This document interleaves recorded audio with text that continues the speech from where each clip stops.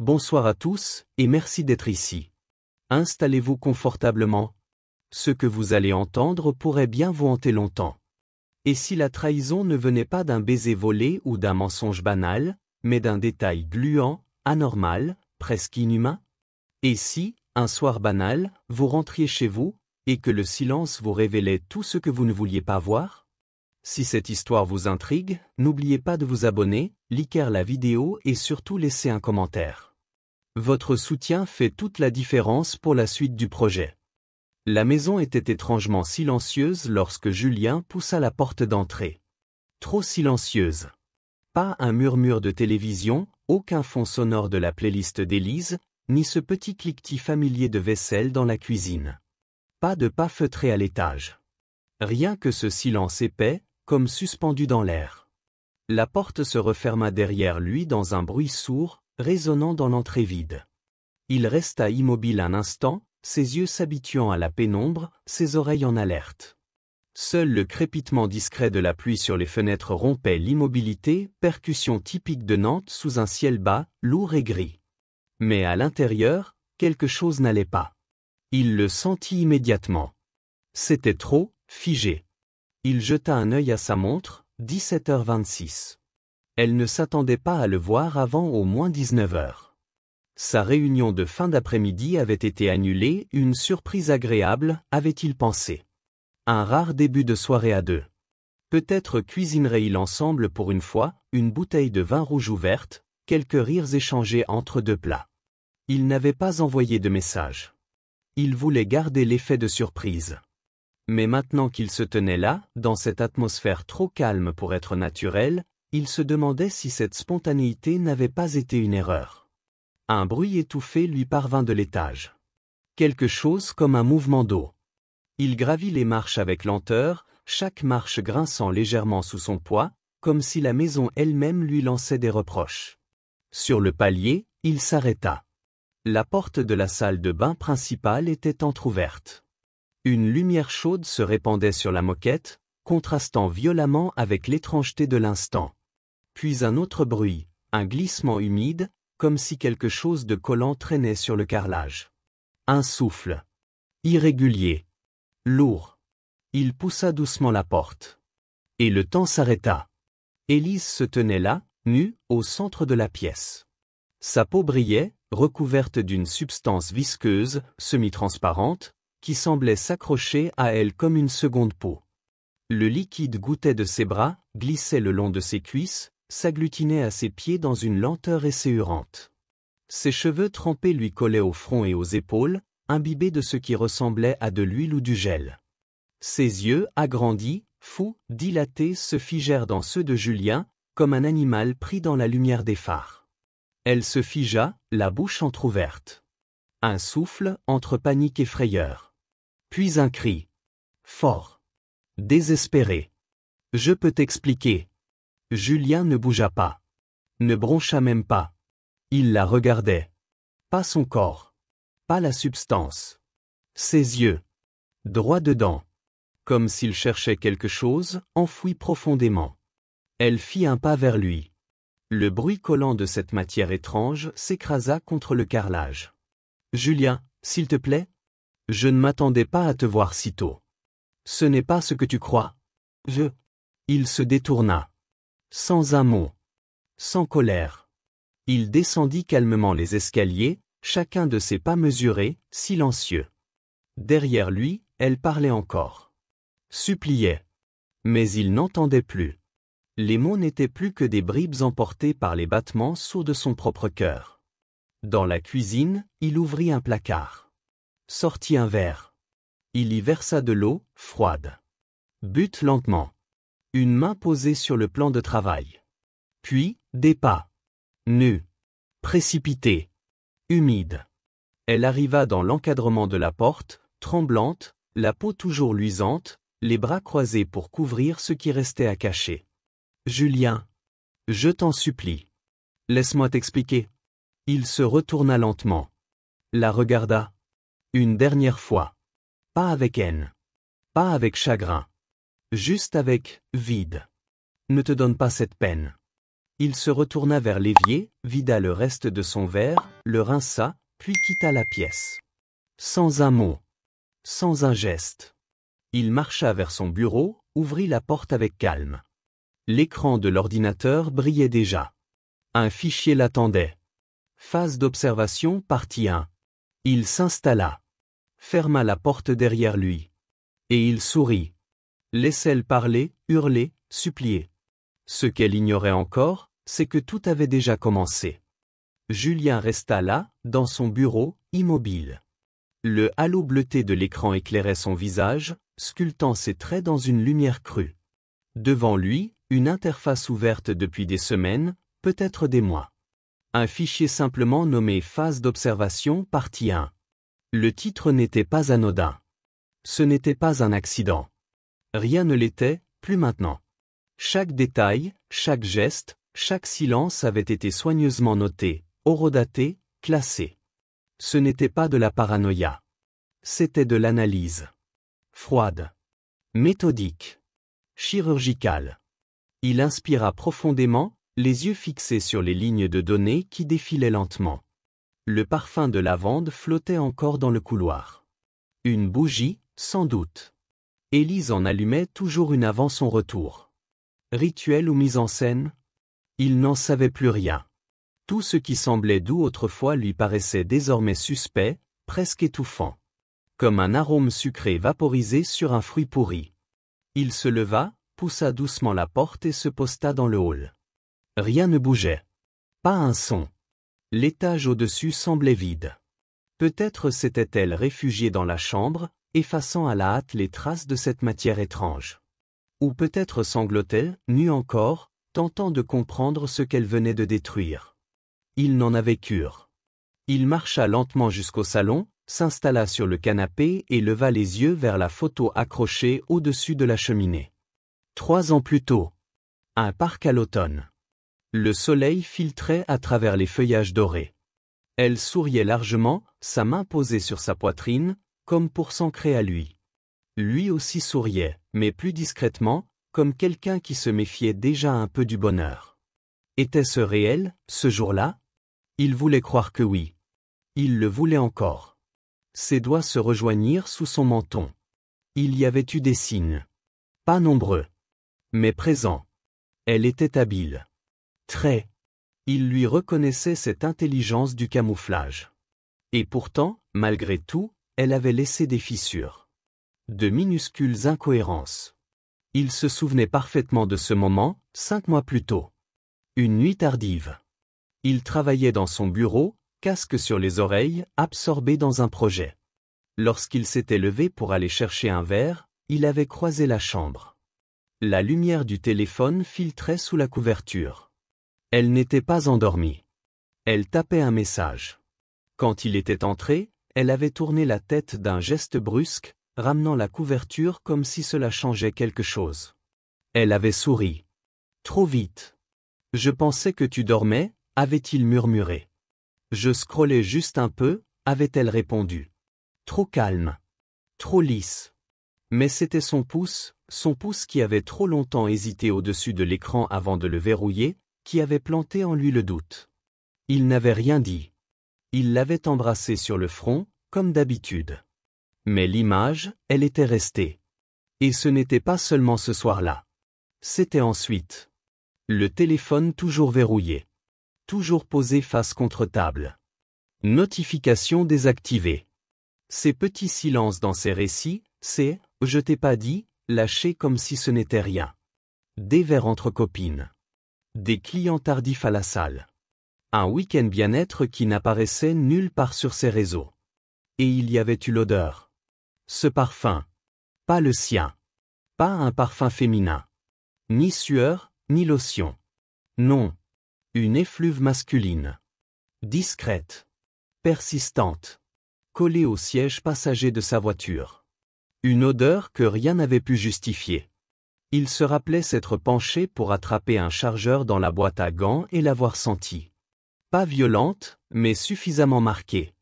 Et là, quelque chose s'était définitivement fracturé. Il n'avait pas crié. Il n'avait pas accusé. Il avait observé.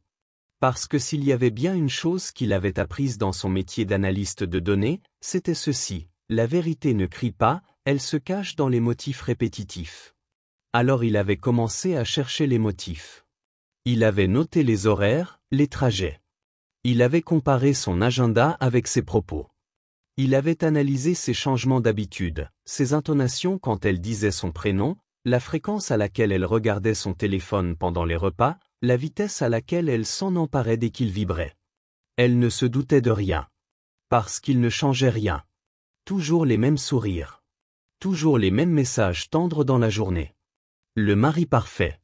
Et elle répondait, comme il fallait, emoji cœur, selfie joyeux. Mais à travers chaque pixel, il voyait plus clair. C'était un rôle. Une illusion. Mais ce soir-là, le verre s'était brisé. Il ferma les yeux. Revit la scène. Élise, debout dans cette salle de bain, nue, ruisselante de cette matière qu'il ne savait même pas nommer. Son regard paniqué, son corps entre stupeur et révélation. Elle ne s'attendait pas à lui. Cela, c'était clair. Écrit dans chacun de ses gestes. Je peux expliquer. Non. Elle ne pouvait pas. Cette phrase n'avait pas été une promesse. C'était un réflexe. Une tentative désespérée de sauver ce qui ne tenait déjà plus. Mais Julien ne cherchait plus de vérité. Il l'avait trouvée. Maintenant, il étudiait autre chose. Ce que les gens deviennent quand le masque tombe. Un léger coup frappa la porte du bureau. Il ouvrit les yeux. Elle était là, dans l'ombre du couloir, enroulée dans un sweat bien trop grand. Une serviette autour de la tête. Elle semblait plus petite. Comme une enfant après un orage. Sa voix, douce, prudente. « Julien. On peut parler ?» Il hocha la tête lentement. « Bien sûr, » répondit-il, en désignant le fauteuil face à lui. Elle s'installa. Il l'observa. Les jambes repliées sous elle. Le tissu du sweat avalait sa silhouette. Elle n'avait plus rien de la femme qui souriait pour les photos de Noël. Plus rien de celle qui riait au-dessus d'un verre de vin ou murmurait « je t'aime » dans le noir. Julien croisa les mains. Se mura dans le silence. Elle inspira. Chercha ses mots comme on cherche de l'oxygène dans l'eau. Je ne savais pas que tu serais là si tôt. Pas encore de panique. Juste une prudence fébrile. Comme quelqu'un qui teste la température d'un lac avant d'y entrer. Je revenais juste d'une séance spéciale à la salle, continua-t-elle. Un soin de récupération, une espèce de gel huileux, un truc nouveau. Censé détendre les muscles, ouvrir les pores, détoxifier. C'est collant. Je sais comment ça a dû paraître, mais je te jure. Tu me dis que tu étais seul ? L'interrompit-il, d'un ton calme. Un silence. Elle cligna des yeux. Puis, oui. Seul. Une seconde de trop. Alors pourquoi, reprit-il, en s'adossant légèrement vers l'avant, la fenêtre de la salle de bain était-elle grande ouverte ? Ses lèvres s'ouvrirent. Puis se refermèrent. Elle avala difficilement sa salive. Je voulais juste un peu d'air. Sous la pluie ? Demanda-t-il en inclinant la tête. Elle resta figée. Les débuts d'un nouveau récit se formaient déjà derrière ses yeux. Elle bricolait. Réajustait. C'était ça, que la plupart des gens ne voyaient jamais, les révisions. Mais lui, Julien, il les voyait. C'était son don. Il voyait là où les données ne s'alignaient pas. Il se redressa lentement. Soupira par le nez. Un soupir presque ennuyé. Elle reprit, pressée de combler le vide. Je comprends que ça semblait louche. Je suis désolé. J'aurais dû t'en parler. Je ne voulais pas t'inquiéter. J'ai été stressé dernièrement. Trop de clients. Trop de pression avec mes vidéos. Tu parles de ton coaching en ligne ? Demanda-t-il platement. Elle hocha la tête. Trop vite. Oui, ces vidéos-là. Mais Julien, lui, se souvenait très bien. Il se souvenait d'un dossier. Dans son cloud. À effacer après publication. Des miniatures de vidéos. Pas du sport. Pas du tout. Une voix qui riait. La sienne. Une séquence, en particulier. Récente. Floue. Éloignée de tout ce qu'elle montrait publiquement. Il cligna lentement des yeux. Le stress, répéta-t-il. Elle acquiesça, comme si ce mot suffisait à tout justifier. Mais ce mot ne suffisait plus. Julien se leva du fauteuil sans dire un mot. Il se dirigea vers le petit chariot près de la fenêtre, où trônait une carafe d'eau et quelques verres. Il versa lentement, observant les remous clairs se former et disparaître. L'eau était silencieuse. Comme lui. Il ne proposa rien à Élise. Elle resta assise, les bras autour de ses jambes, le regard fixe sur le sol, comme une enfant punie. Quand il se retourna, le verre toujours en main, elle n'avait pas bougé. Je réfléchis beaucoup à ce mot, contexte, ces derniers temps, dit-il enfin, sa voix douce, presque posée. Ce qu'il signifie. Ce qu'il ne veut plus dire. Comment on l'utilise pour redessiner des vérités inconfortables. Elle fronça les sourcils, confuse. Je ne comprends pas. Julien but une gorgée d'eau. Laissa un silence s'installer. Pas un silence vide. Un silence qui étouffe. Je crois que les gens mentent plus souvent pour préserver ce qu'ils ont, que pour obtenir ce qu'ils désirent. Élise baissa les yeux. Sa gorge se serra. Ce n'est pas juste. Tu ne sais pas. Je sais suffisamment, coupa-t-il, sans colère mais sans appel. Elle détourna le regard, luttant pour ne pas pleurer, pour ne pas céder devant lui. Puis, dans un souffle à peine audible. Tu m'aimes encore ? Julien la regarda longtemps. Très longtemps. Puis il répondit, sans hausser la voix, sans trembler. Je pense que tu aimais être adoré. Son souffle se coupa. Mais l'amour véritable, il ne se cache pas derrière une fenêtre entr'ouverte sous la pluie. Il se détourna à nouveau. Cette fois, elle ne le suivit pas. Il remonta l'escalier. Dans le bureau, l'écran était toujours allumé. Les dossiers s'alignaient.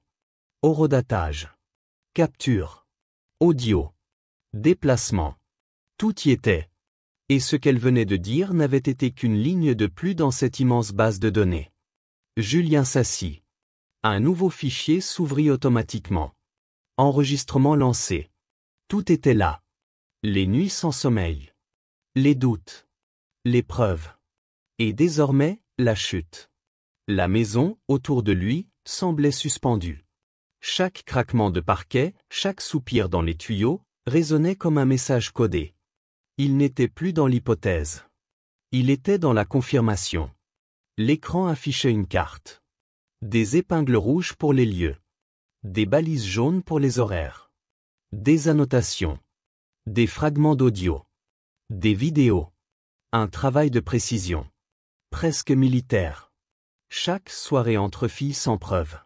Chaque rendez-vous à la salle qui ne collait à aucun emploi du temps. Chaque course en voiture sans alibi. Un réseau de mensonges enrobés dans la routine. Ce n'était pas la trahison brute qui le rongeait. C'était l'élégance de l'exécution. Sa capacité à sourire le matin et mentir l'après-midi. À l'embrasser tendrement le soir, après avoir chuchoté à un autre quelques heures plus tôt. Et lui n'avait rien vu. Ou peut-être que si. Mais certains mensonges, on préfère ne pas les regarder en face. Comme une douleur dentaire qu'on nie jusqu'à ce que l'infection gagne la mâchoire. On se dit que c'est passager. Que ça va passer. Mais Julien, lui, avait désormais la radio. L'abcès. La preuve. Il se pencha en arrière. Le cuir de son fauteuil gémit faiblement. Il tourna la tête vers l'étagère à sa droite. Des cadres photos, couverts de fine poussière. Sur l'un d'eux, Élise riait, ses bras enroulés autour de son cou. Elle avait les yeux brillants, vivants. Il souriait aussi. Un vrai sourire. Il se souvenait de ce jour. La plage. Le sable. L'eau froide où elle jouait à trembler. Le soleil. Les promesses. Elle lui avait dit, « Promets-moi qu'on restera toujours comme ça. » Il avait promis. Et maintenant, il se demandait, avait-elle menti ce jour-là aussi? Ou avait-elle juste changé depuis? Un bruit. En bas. Un tiroir qui se ferme. Il regarda l'écran. Une nouvelle image s'était chargée. Capture automatique. Caméra de la cuisine. Élise, debout face à l'évier. Les mains crispées sur le plan de travail. Le visage pâle, les yeux gonflés. Elle resta là plusieurs secondes sans bouger. Puis, lentement, elle ouvrit le frigo. Le referma sans rien prendre. Un geste mécanique. Puis, elle prit un petit couteau dans l'égouttoir. Le regarda. Longtemps. Et le reposa. Aucune tentative. Pas de menace. Juste une faille. Une hésitation. Comme si elle-même ne savait plus ce qu'elle cherchait à provoquer. Julien cligna des yeux. Annoté. Enregistré. Un peu plus tard dans la matinée, elle revint. Un mug de café dans les mains. Comme une offrande. Elle marchait lentement. Plus de légèreté. Plus d'assurance. Elle semblait marcher sur des œufs. Comme si le sol lui-même allait s'ouvrir sous ses pas. « Tu es resté ici toute la nuit ?» dit-elle en posant la tasse au bord de son bureau. « Je n'ai pas soif » répondit-il sans lever les yeux. Elle resta debout. Attendant. Espérant peut-être un regard. Une faille. Un retour. « Moi non plus, je n'ai pas dormi » ajouta-t-elle. « Je n'arrête pas de penser à hier soir. » Julien se tourna vers elle. Fixa ses yeux. Lança la phrase comme une lame. « Tu veux dire le moment où j'ai trouvé ma femme nue, couverte d'un produit thérapeutique qu'aucune fiche d'entraînement ne mentionne ?» Elle rougit. Puis, « Ce n'est pas juste. »« Mais c'est exact » coupa-t-il d'un ton tranchant. Elle baissa la tête. Il soupira. Longuement. Fatigué. « Assieds-toi » dit-il en désignant une chaise plus modeste, contre le mur. Pas le fauteuil de la veille. Pas de confort. Pas de faux espoirs. Elle obéit. Sans rien dire. Julien croisa les mains. Tu as toujours cru pouvoir contrôler les angles. L'éclairage. Le récit. Mais il y a un problème avec les miroirs. Elle plissa les yeux, perdue. Ils ne reflètent que ce qui est devant. Jamais ce qui se cache dans les ombres. Elle contracta la mâchoire. Je n'ai pas été parfaite. Mais je ne voulais pas ça. Cette distance. Ce froid. On est devenus des étrangers. Julien la fixa. Ce genre de choses ne se produit pas par hasard. Elle détourna les yeux. Je voulais me sentir vivante. Visible. Il hocha lentement la tête. Et tu t'es sentie vivante ? Elle ne répondit pas tout de suite. Sa voix finit par briser le silence. Je crois que j'ai surtout perdu plus que ce que j'ai gagné. Julien se leva. Marcha jusqu'à l'écran mural. Toucha une commande. L'image s'alluma. Une carte. Des horaires. Une vidéo en sourdine. Son ombre.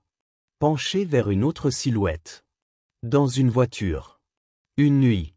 Pas un entraînement. Pas un mensonge innocent. C'est quoi ça ? Murmura-t-elle, décomposée. Il la regarda. Tu as mis longtemps à façonner ta vie, Élise. Il est temps de la voir sans filtre. Elle voulut parler. Aucun mot ne sortit. Il éteignit l'écran. Le miroir est tombé. Maintenant, on vit avec la vérité. La pluie avait repris, douce, régulière. Pas de tonnerre, pas de vent, seulement ce murmure persistant contre les vitres, comme si même le ciel avait compris qu'il valait mieux chuchoter maintenant. Julien restait debout, face à l'écran éteint, son reflet à peine visible dans la surface noire. Ce n'était plus vraiment un miroir, juste le contour flou d'un homme qui regardait le fantôme de son propre mariage s'éteindre doucement. Pas d'éclat de voix. Pas de porte claquée. Pas d'explosion de colère. Ce n'était pas nécessaire. Julien avait depuis longtemps compris qu'une rupture réelle ne se faisait pas dans le bruit, mais dans la lucidité. Alors il retourna vers son ordinateur, les doigts sur le clavier, et ouvrit un autre dossier. Phase 2. Il n'avait pas besoin de tout recommencer. Il avait déjà commencé à assembler les pièces. Discrètement. Systématiquement. Des éléments qui, pris isolément, paraissaient anodins, mais qui, ensemble, formaient une carte. Une architecture du mensonge. Une vidéo s'afficha. Une séquence granuleuse, silencieuse, capturée par une caméra de sécurité installée dans l'entrée. 2 semaines plus tôt. Elle avait prétendu une soirée entre amis. Jeu de société et vin. Mais sur l'enregistrement, on voyait son véhicule se garer très tard, bien après minuit. Ce n'était pas elle qui conduisait. Une voiture noire, vitres teintées. Elle descendait rapidement, les talons à la main, les cheveux ébouriffés. Aucun baiser. Aucun regard échangé. Juste une urgence silencieuse. De la peur, peut-être. Julien mit la vidéo sur pause. Zooma sur l'image.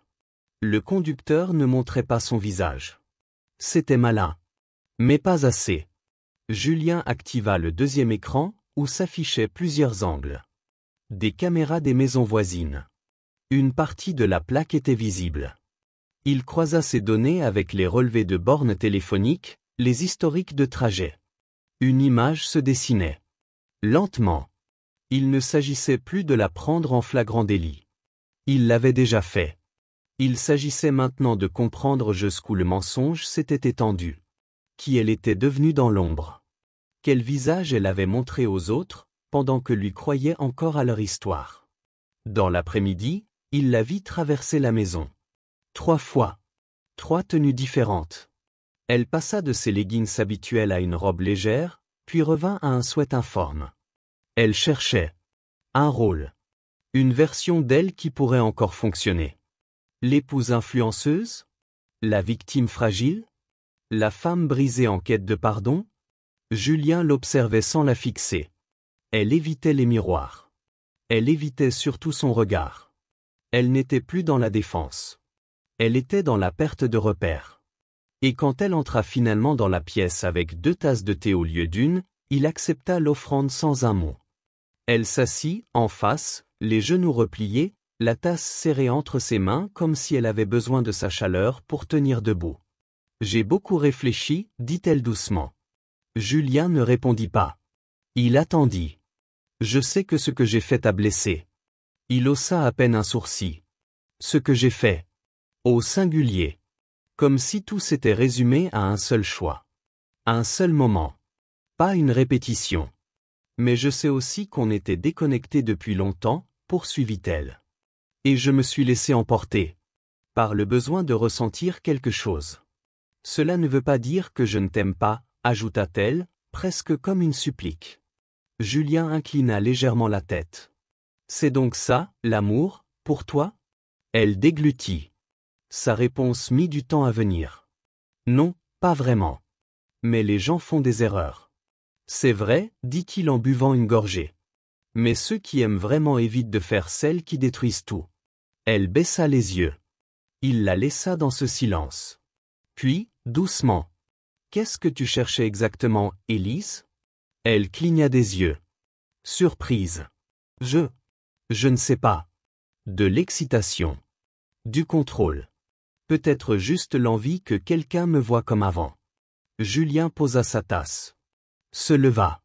Se dirigea vers l'étagère, en retira un carnet en cuir. Il l'ouvrit. Page remplie d'écritures soignées. Photos collées. Ticket. Date. Mot de passe. Sa vie, réduite à un document d'observation. Je n'ai pas fait ça pour te piéger, dit-il. Je l'ai fait pour comprendre. Pour savoir quand exactement tu as cessé d'être ma femme. Élise fixa le carnet comme s'il brûlait entre ses mains. Tu m'espionnais? Je t'écoutais, corrigea Théil. Le silence. Les incohérences. La version de toi qui n'existait que quand tu croyais que personne ne regardait. Elle se leva brusquement, les yeux pleins. Tu ne comprends pas ce que c'est, de se sentir invisible. Julien n'haussa pas la voix. Mais ces mots transpercèrent. C'est toi qui t'es rendue invisible, Élise. Derrière des filtres. Des secrets. Une mise en scène constante. Et maintenant, il n'y a plus de public. Elle ne répondit pas. Elle tremblait. Non pas de froid. De révélation. Comme si elle prenait seulement maintenant conscience de l'ampleur du gouffre. Julien referma lentement le carnet. Je ne suis pas en colère, dit-il. Plus maintenant. Alors, tu es quoi? Murmura-t-elle. Il la regarda droit dans les yeux. Éveillée. Le soleil du lendemain filtrait à travers les stores, traçant des lignes dorées sur le parquet usé. Tout semblait normal. Trop normal. Le café coulait dans la machine. Le réfrigérateur ronronnait doucement. La maison se drapait dans une routine familière, comme si elle cherchait à faire oublier ce qui s'était dit la veille. Mais Julien, lui, n'oubliait rien. Il était assis à la table de la cuisine, un mug entre les mains. Le liquide à l'intérieur avait refroidi depuis longtemps. Il ne le buvait pas. Il ne bougeait presque pas. Il attendait. À l'étage, des bruits de pas, l'ouverture d'un tiroir, le souffle d'un sèche-cheveux. Des gestes. Des automatismes. Élise recomposait quelque chose. Un masque, peut-être. Un semblant de normalité. 30 minutes plus tard, elle descendit. Robe bleu pâle, maquillage précis, cheveux impeccablement coiffés. Trop parfaite pour une journée sans programme. Elle sourit en entrant. « Bonjour », dit-elle d'une voix légère. Julien leva à peine les yeux. « Tu as l'air prête pour quelque chose. » Elle hésita, un léger tremblement dans la voix. « Je me suis dit que ça me ferait du bien de me remettre un peu en ordre. » Il ne répondit pas. Tapota doucement le bord de sa tasse. Une fois. 2 fois. Comme un métronome. « Julien, dit-elle enfin après un silence pesant, je pensais qu'on pourrait aller au chalet ce week-end. Juste toi et moi. Sans téléphone. Repartir sur de bonnes bases. » Il la regarda. Droit dans les yeux. L'air est déjà clair. Elle cligna des yeux. Puis tenta une autre approche. Alors peut-être juste une pause. Pour souffler un peu. Sortir de cette tension. Il répondit calmement. La tension ne disparaît pas parce qu'on change de lieu. Elle fait sa valise et elle vient avec nous. Une ombre de frustration traversa brièvement son visage, aussitôt masqué. J'essaie, tu sais? Tu crois que c'est facile pour moi? Julien n'haussa pas le ton. Mais sa réponse coupa net. Je crois surtout que tu fais semblant de croire que c'est encore réparable. Elle ouvrit la bouche, puis se tut. Quelque chose dans le ton, trop posé, trop précis, la priva d'air. Il se leva lentement, fit glisser sa chaise, et se dirigea vers le tiroir près de l'évier. Il l'ouvrit. À l'intérieur, tout était rangé avec une minutie clinique. Stylo, clé de secours, et une simple chemise cartonnée. Il la posa sur la table. Tapa dessus du bout des doigts. Des preuves, dit-il simplement. Elle tendit la main vers le dossier, puis hésita. Elle ne l'ouvrit pas. « Tu es en train de fouiller ma vie comme si c'était un dossier judiciaire, murmura-t-elle. « C'est un dossier judiciaire, Élise, répondit-il doucement. J'y ai vécu, sans savoir que j'étais la victime. » Elle retira lentement sa main. Sa voix se brisa. « Je ne voulais pas te blesser. » « C'est le problème avec les intentions, répondit-il en marchant lentement autour de la table. Elle ne change rien à l'impact. L'intention, c'est ce qu'on apporte. Les conséquences, c'est ce qu'on laisse derrière soi. Elle le regarda, les yeux rouges. J'étais seul, Julien. Et au lieu de te tourner vers moi, répondit-il calmement, tu t'es tourné vers des inconnus. Pourquoi? Pour te sentir belle? Désirable? Vivante? Elle ne dit rien. Mais son silence suffisait. Julien rouvrit le dossier. En sortit une première page. Il la poussa lentement vers elle. Mardi. 22h14, tu disais être chez ta sœur. Tu étais là, à la place. Tu reconnais l'endroit? Elle regarda la photo. Ses lèvres s'entr'ouvrirent. Comment as-tu? J'ai cherché, coupa-t-il. Une à une, il fit glisser les pages devant elle. Des reçus. Des captures. Des captures d'écran de messages. Des localisations GPS. Chaque élément cliquait en place comme un domino tombant. J'ai reconstitué le puzzle à partir des morceaux que tu as laissés derrière toi. Pendant que tu me prenais pour un homme trop naïf, trop docile, trop banal pour remarquer quoi que ce soit. Elle porta ses mains à son visage, tentant d'étouffer sa honte. Mais il était trop tard. Elle débordait déjà. Julien, lui, ne la regardait plus avec colère. Ni même avec satisfaction. Seulement avec clarté. Cette maison te paraît encore entière, Élise. Mais la fondation, elle s'est fissurée il y a longtemps.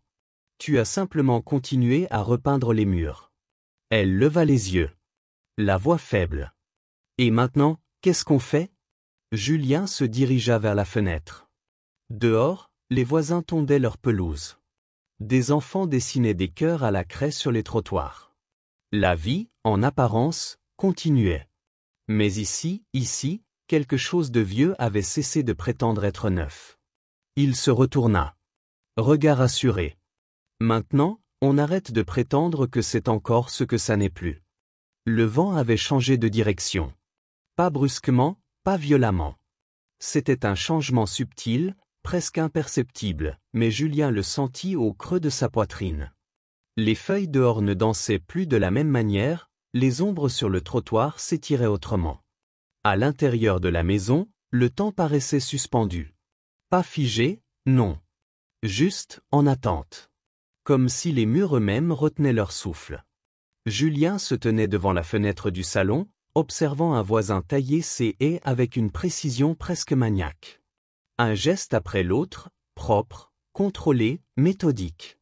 Un homme dans son élément. Maître de la forme, de l'apparence, du résultat.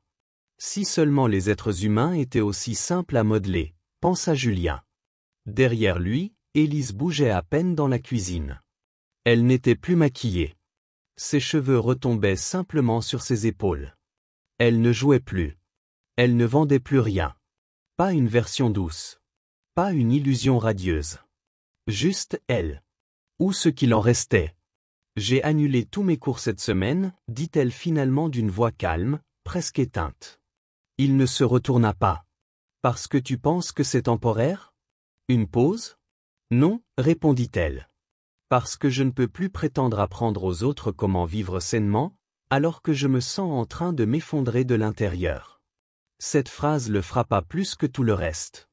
Parce qu'elle ne pleurait pas. Parce qu'elle ne jouait pas la victime. Elle parlait simplement. Et cette simplicité pesait plus que tous les cris du monde. Je ne m'attends pas à ce que tu me pardonnes, ajouta-t-elle. Et je ne sais même pas si j'ai encore ma place ici. Mais je ne fuis pas. Pas aujourd'hui. Julien se détourna lentement de la fenêtre. S'approcha. S'assit face à elle à la table. Ils restèrent là un moment. Pas comme mari et femme. Plus maintenant. Mais comme deux survivants, debout dans les décombres de quelque chose qu'ils avaient laissé pourrir ensemble, chacun à sa manière. Elle tendit la main vers le dossier qu'il avait laissé là, la veille. L'ouvrit doucement, comme si le papier allait lui brûler les doigts. Elle sortit une page. Une photo. Le cadrage était cruel. Le lieu, identifiable. Le moment, incontestable. Un détail. Un geste. Une vérité. Je me souviens de cette nuit, murmura-t-elle. Je n'ai jamais pensé que tu découvrirais. Julien se pencha légèrement. Et qu'espérais-tu ressentir? Elle répondit après un long silence. Du contrôle. J'avais l'impression d'avoir perdu le choix sur ce que j'étais, sur comment j'existais aux yeux des autres. Et tu l'as retrouvé? Non. J'ai surtout perdu ce qui comptait encore.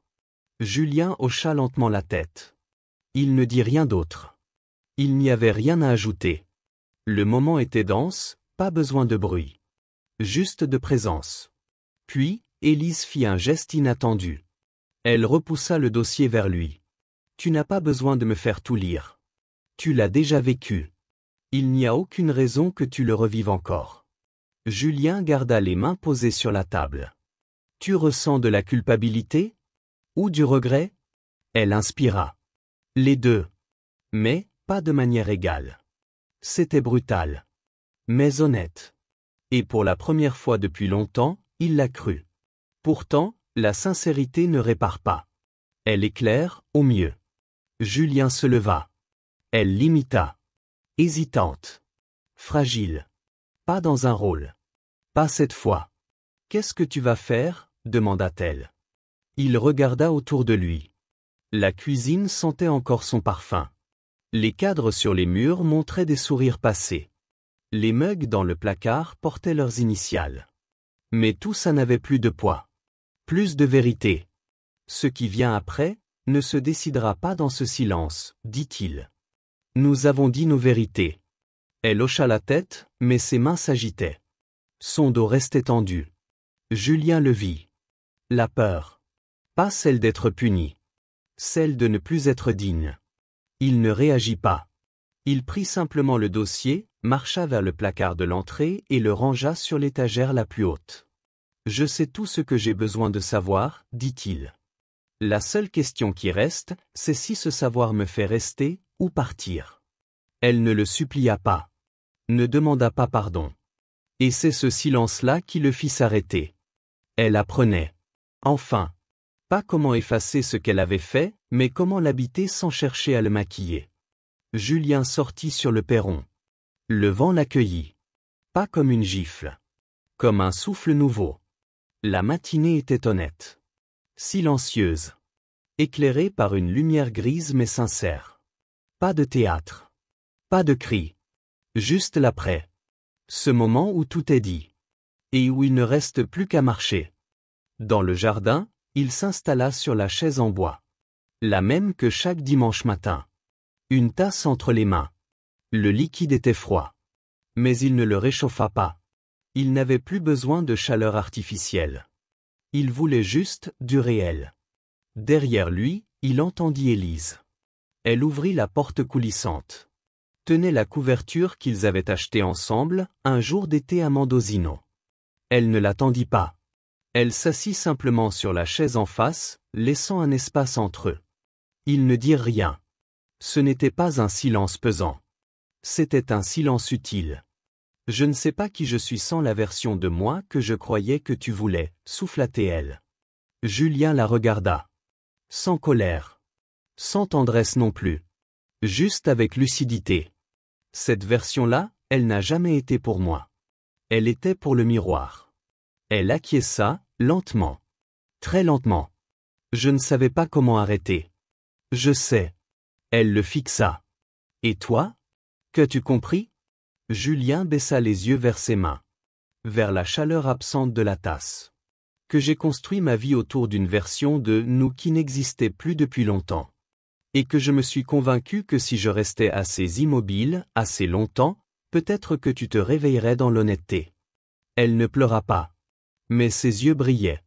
J'aurais aimé arrêter plus tôt. Moi aussi. Mais les vœux sont des souvenirs qui essaient de ressembler à des projets. Elle sourit à travers les fissures. Je vais aller vivre chez ma sœur. Pas pour toujours. Juste le temps de comprendre ce qu'il reste de moi, quand je ne me cache plus derrière des sourires filtrés. Julien hocha la tête. Je t'enverrai les papiers. Il ne le dit pas avec cruauté. Il le dit avec paix. Comme on tranche une branche morte. Elle ne protesta pas. Ne mendia rien. Elle se leva. Déposa la couverture sur la chaise. Puis, avant de rentrer. Merci de ne pas m'avoir détruite. Tu aurais pu. Il la regarda. Longtemps. Je n'en avais pas besoin. Et elle comprit. Parce que parfois, la pire douleur, ce n'est pas d'être puni. C'est d'être vu. Complètement. Sans phare. Sans bouclier. Julien resta seul. Le vent caressait doucement les arbres. Le ciel s'éclaircissait. Lorsqu'il porta la tasse à ses lèvres, le café était froid. Mais il était vrai. Merci d'avoir pris le temps d'écouter cette histoire jusqu'à la fin. Si elle vous a ému, surpris ou même bouleversé, n'hésitez pas à nous le faire savoir en commentaire. Vos retours sont essentiels et nous permettent de continuer à partager des récits toujours plus proches de la réalité. Si ce type de contenu vous intéresse, pensez à vous abonner, à cliquer sur j'aime et à activer la cloche pour être averti dès la publication des prochaines vidéos. De nombreuses autres histoires vraies, touchantes et parfois choquantes vous attendent. À très bientôt pour un nouveau récit.